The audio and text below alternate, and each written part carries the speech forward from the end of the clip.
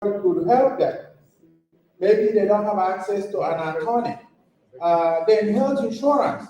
There are people that come in the first time, they don't have job. If they have job, they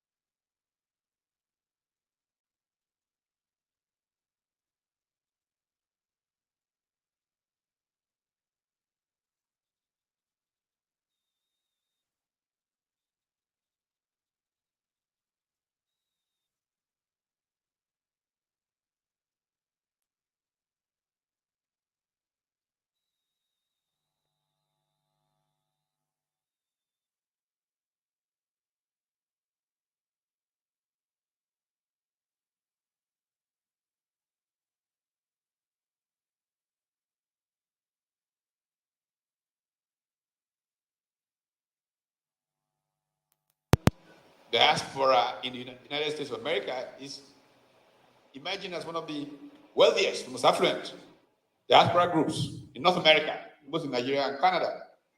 If there is that perception, if that's how people who make choices make those choices, they will deal differently. And this is a narrative that needs to emerge. If I just say, tonight from here, I'll be launching the report, State of the Motherland report from the new tribe. The new tribe is really a new Nigeria.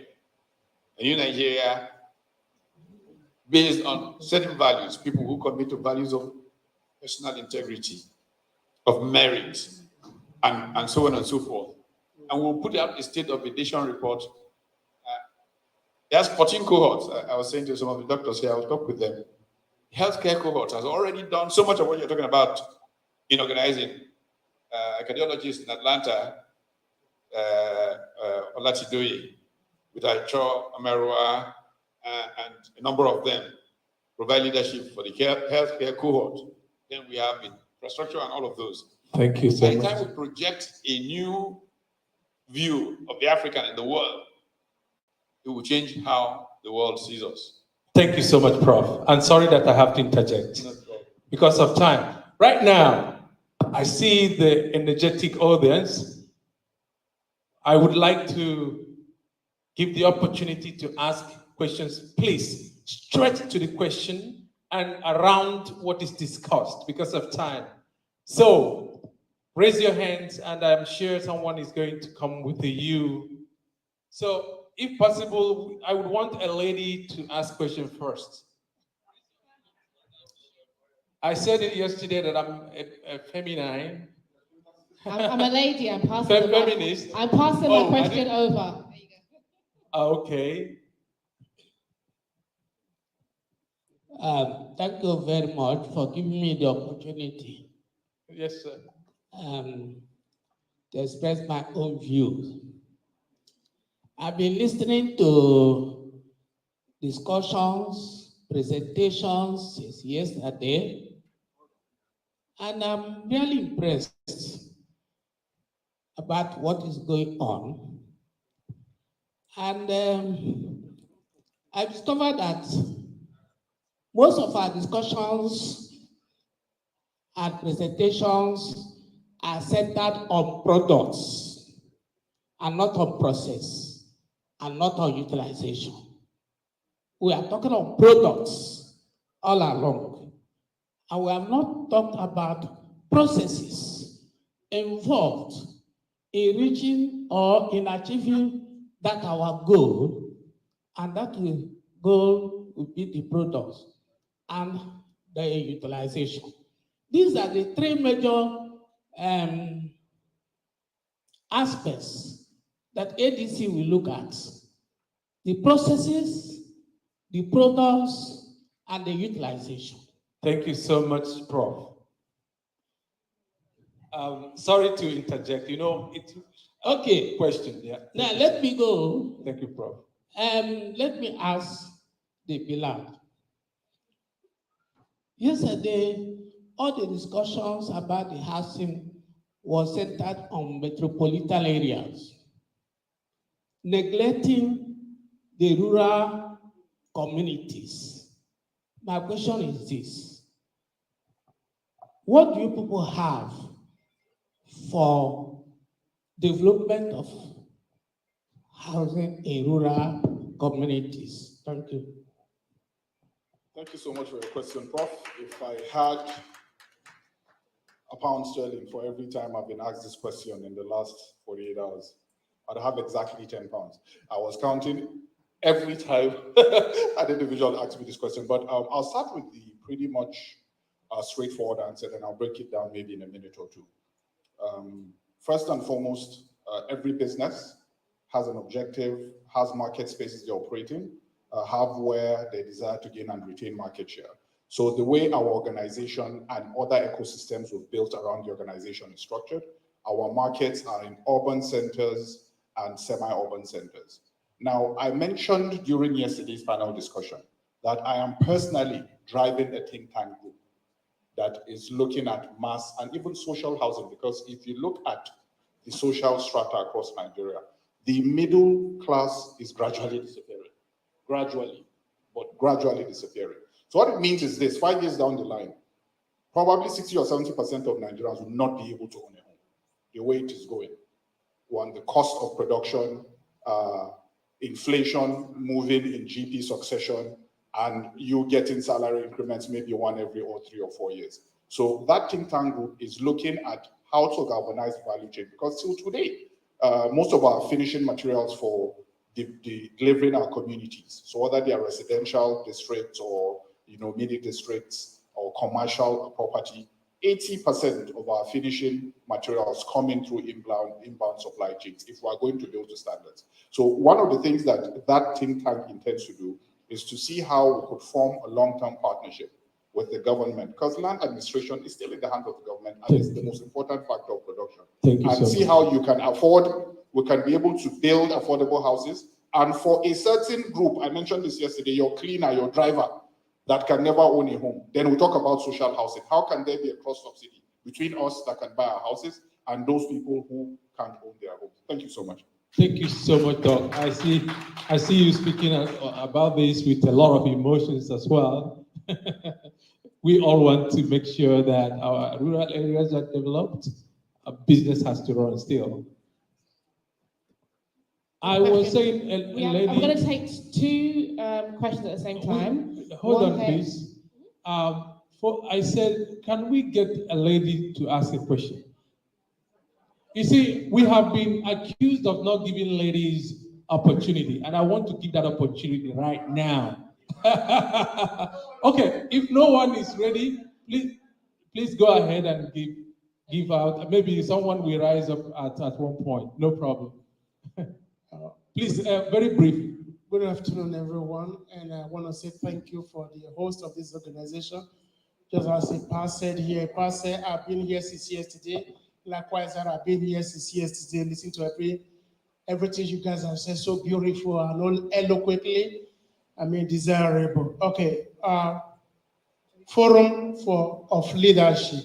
I thought I was going to hear something about leadership. We're talking about building a new infrastructure in Nigeria, but we're not talking about the leaders who lead the country that will pave a way, a foundation for which everyone outside. Can I? I've got the question. I haven't asked you the question. So how can you get the question? I haven't even asked you the question. I thought you said about leadership. Please go ahead. Apologies, please. Thank you. So, a situation whereby the diaspora are willing to go home to invest, and the ground or the environment is not conducive. So how would they go home and invest when we know that the system does not favor the diaspora? We don't have a diaspora commissioner in any place, whether in government or in governor parastatal or in the federal parastatal. There is no diaspora representative. In such a team, the diaspora are willing to go home to invest, but the environment is not conducive for them. How do you create such environment for them to go home and invest? Thank you, please. Please, I want to plead, ask your question straight. We don't have time for others to ask. I will give Chief Ainaibe opportunity to answer this question, please. Please be brief. Thank you very much, and please, I think your concern I share very well, because every time I go to Nigeria, I'm always very apprehensive. Not because I am scared of the security challenges, because I am afraid of the unknown. So there are two different factors here. However, that said, in my earlier speech, I alluded to the fact that the policy-making system in Nigeria needs to be overhauled.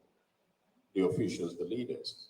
Like you rightly said, perhaps it would be a good thing for the policymakers, the leaders, to touch on how do we leverage and assess and tap into the skills, the resources of the diaspora, and then set up a commission to deal with that at a state level. That's done, then there is the possibility that all of these unfounded fear can be taken care of, because that commission could look into creating the positive narrative that we diasporans need and pump those information right out there. Otherwise, we have a situation where this negative narrative will continue. I know you were talking about having not heard anything about leadership in the conference. Please, it was not intentional, because that is what the policy is all about, but you're still going to hear something about leadership, because that particular topic was earmarked for His Excellency Peter Obi, and I'm sure he will be speaking to us at some point today. Thank you. We have a question here. We can. Thank you so much. I think because of time, am I permitted, Abu Chair, time, because we are almost 1 hour late. I know we started 1 hour late, but Can we take 2 questions at a time? Abu Chair? Oh, 3 more questions. We're free. Go ahead, please. Thank you. I'll keep it straight to the point. Thank you, sir. My question is perhaps to it, is to perhaps help us better understand what's actually happening so that we don't get our diagnosis wrong. There are people here who have made comments about Diaspora is not represented in policymaking in Nigeria, or in that. That's not correct. We have, for the first time, a sports industry policy for Nigeria, which has changed sport and transformed it from the sort of leisure activity into a business sector. I was part of writing that policy 2 years ago. I'm from the diaspora. We have a diaspora commission. We have been involved in producing the national diaspora policy. Kachio Kezie was part of that. We also have the Nigeria Diaspora Investment Trust Fund, which is what addresses the my brother Jonathan's initial comment about having, the policies. What do we do with remittances? I too was the secretary to the committee that drafted that. So I think we need to familiarize ourselves with what's actually going on before we take a position about what the problem is. But can I now put my question there? The big challenge, the elephant in the house is this. Those policies are there. I swear, because I was there, I wrote them. But what is happening to those policies? Government is governing aside of those policies. What do we do about that? Compliance enforcement, that's the issue. Thank you. Thank you so much. I really appreciate it. Please, I think this was not a question. He actually gave valid data. Okay, I'm a member of Nigerian Diaspora, for instance. So just to say that these things exist. Can you give to Dr. Baker, please? Okay. Okay, please, after you go to Dr. Baker. Good evening, everybody. Yes, so sorry, I was supposed to make a quick presentation on this topic, but like the first doctor said, he mentioned something to do with fear factor when it comes to investment. And the way we perceive investment in Nigeria, when you talk about investment, it feels like it has to be real estate. Nobody seems to be talking about SMEs. And when talking about SMEs, for instance, in the UK, 5.51 million organization SMEs are SMEs, and they constitute 99.9% of private sector. But in Nigeria, just about the same time last year, 10 million SMEs were shut down because of hardship. Brief. Oh yeah, to wrap this up, when we look at the fear factor that he was talking about, I call it the trust factor. It is really difficult dealing with people in Nigeria when it comes to trust. So, like in the UK, we can adopt and adapt some things. Something like CRB checks, something like criminal record, DBS, and the rest. Go to the question. Okay, the question I love is your narrative, but time, please. No, the question is, when you're dealing with somebody in Nigeria, is it possible for us to have like an organization that takes care of pursuing anybody that commits a crime against you? Because there are some things that goes under the carpet. We use a kind of sentiment and emotion to cover it up. Maybe. So can we have like a structure, not like the police? We all know that when somebody does something to you, when that involves fraud? You know, without wasting time, we have EFCC in Nigeria, maybe, and many others. So no, EFCC.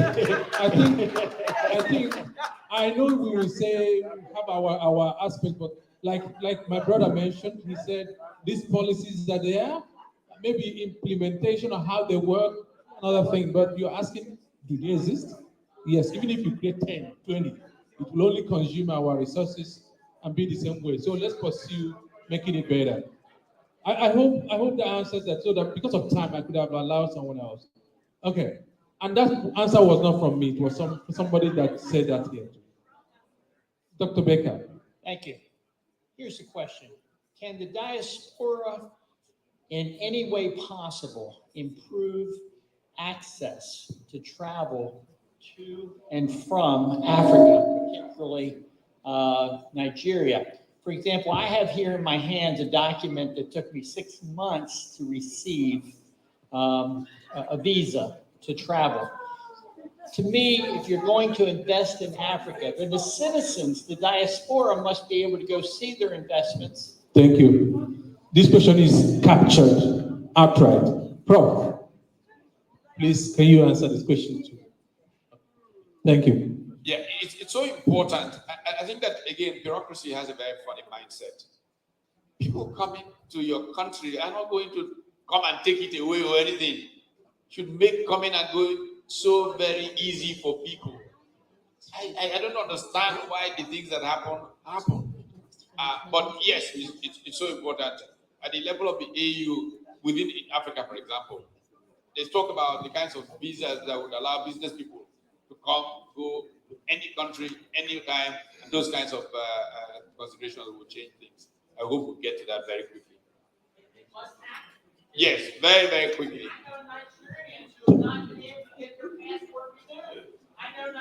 In the United States, my son is flying from Chicago to Washington next month just to try and renew his passport.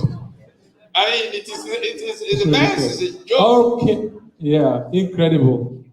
There's a lot of work to do. We all agree. All right, at this point, I think we are. Oh, a lady. Oh, I would miss this. Doctor.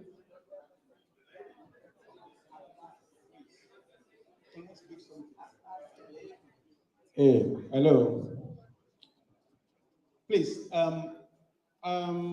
Prince asked a question here, which is very important. I'm the executive assistant to the governor of Delta State on Diaspora. And can we give a round of applause? You see, and also, some people are hidden. And also, I'm the country director for ADC. I know. Now, we have some issue that has to do with diaspora going to Nigeria for investment, and there was a little bit of a clash. So what I did was to go to the governor and I explained to him, and I met with the SSG, who now aligned me to all the commissioners, and they told me categorically clear that any investment from the diaspora, if you want to do health, for instance, go to the Commissioner of Health. If you want to do housing, go to the Commissioner of Housing. So now I have all the contact for all the commissioners on various departments. The same thing, if anyone here in the diaspora, the same, what we've already put in place in Delta State, I'm going to link up to all the diaspora executive assistant to the governor of each of the states. So whatever we have on ground here in Delta State right now, if you want to invest anything in Africa, and I'm part of the ADC, you come to the ADC, we will be able to link you up to the appropriate department that will help you execute it. Thank you so much. Thank you so much. Do we have time? Please, just one lady and we are done. We actually have two ladies. One I didn't want to ask on camera. Wow.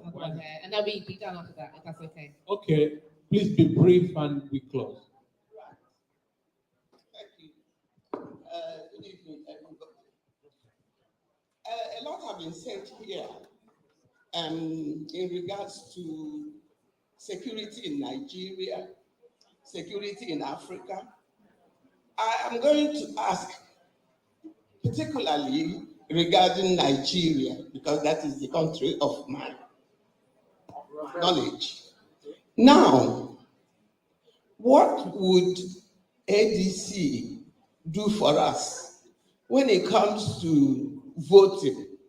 You see, because security will start with how the system works in any country. And how will the system work? It will spill over to the leaders. So if diasporans are allowed to vote,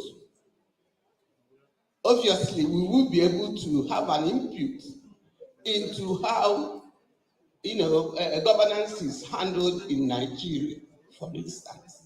So I would like the diasporans, the ADC group, to please let us know how diasporans can be attended to when it comes to electing the right government.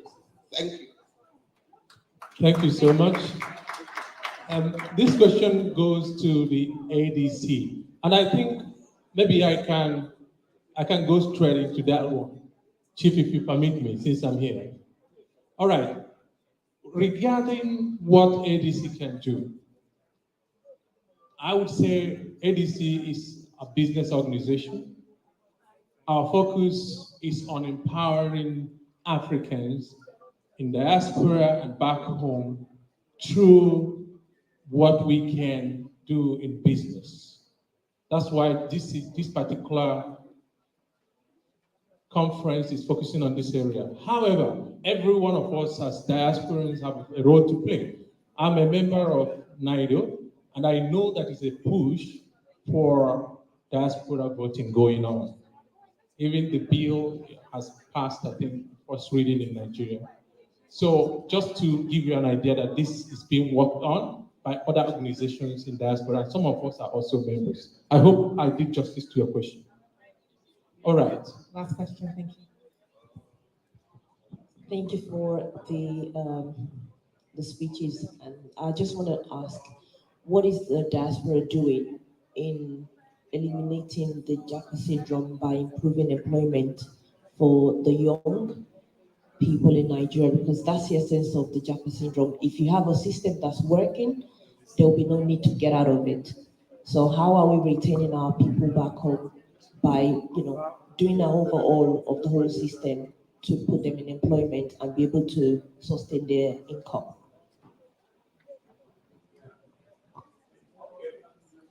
I will allow Prof to give an answer to that. Just a quick one. It started this year. There is a doctor in Charlotte, North Carolina. He likes to give us credit for it, inspiring it.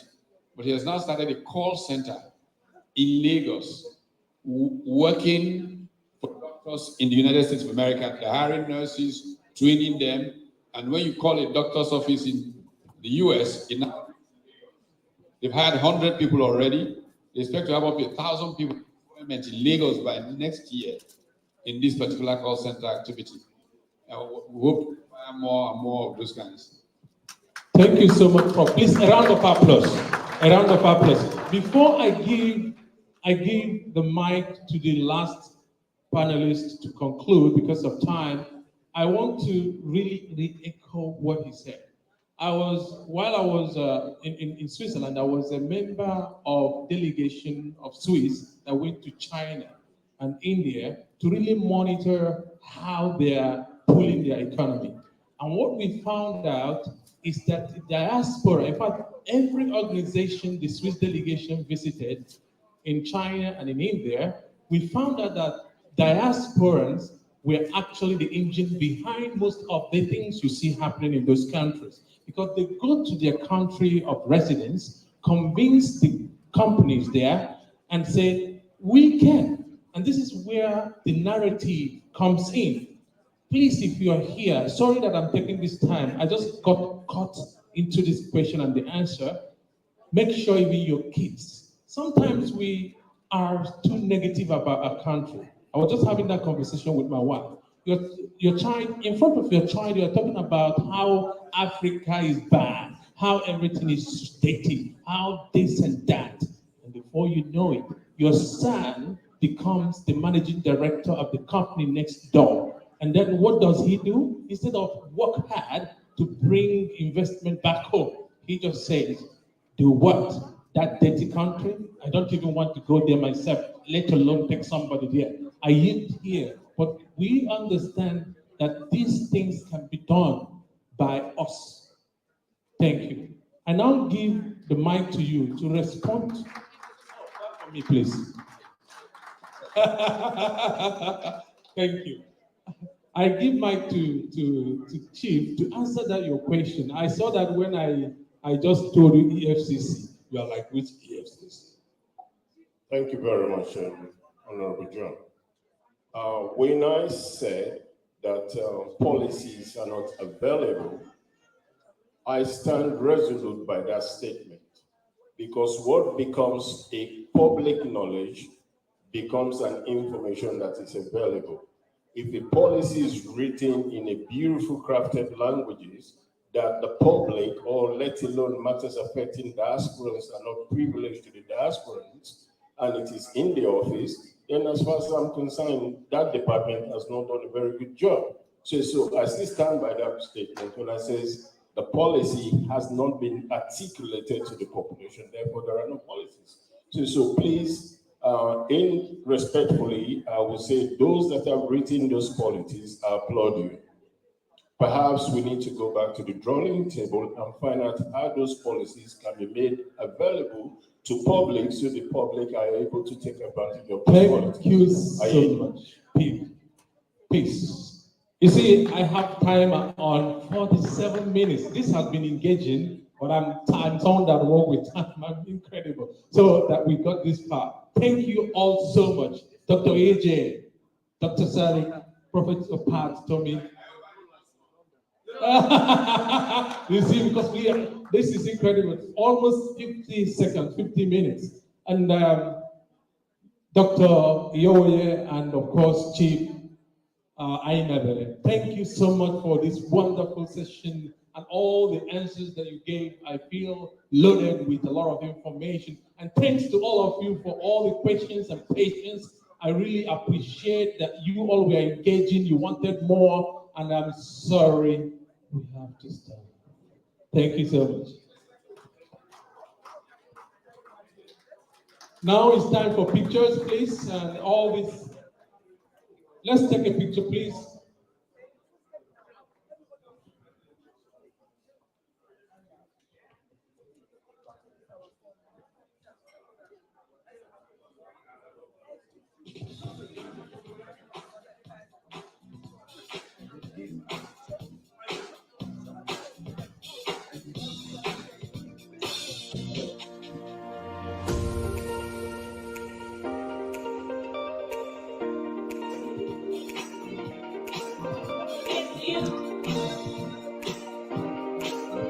The panelists, please.